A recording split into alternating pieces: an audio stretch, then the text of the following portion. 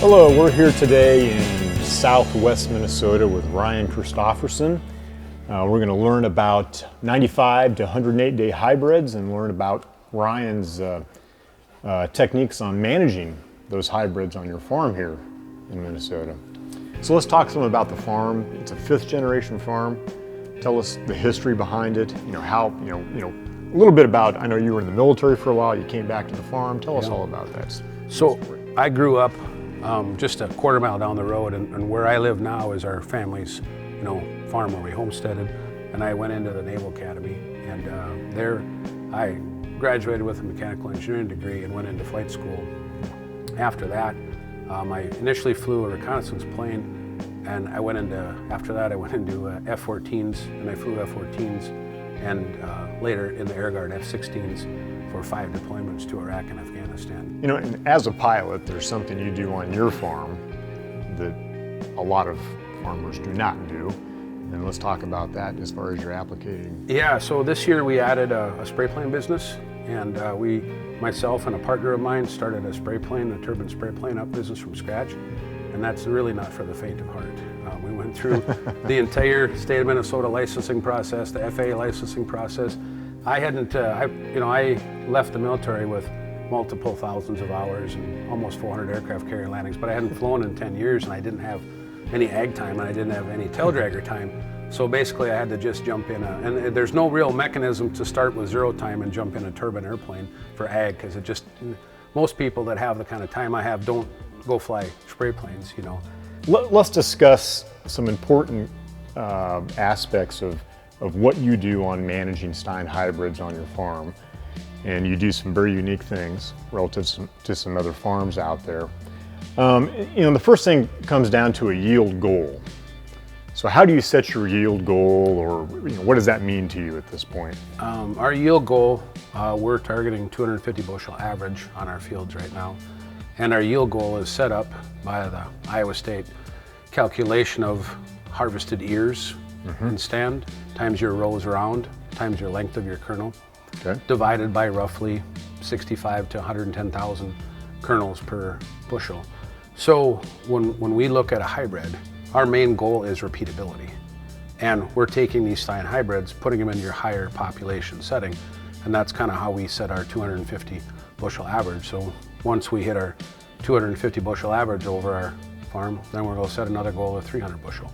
And what we're finding out is some of the newer numbers, as we're able to push the varieties and push the maturities and push the population, we're starting to see some fields hit our yield goal.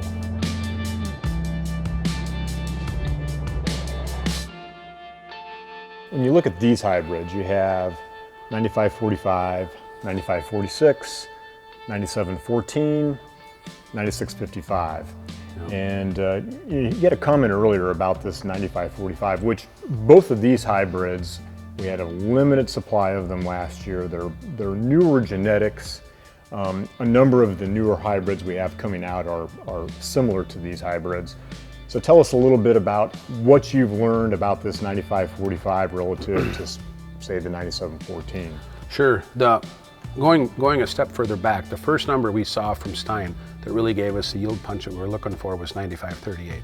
And that was a little bit wider flex on the rows around, but it pretty much stayed constant at 36, but we could flex to 20.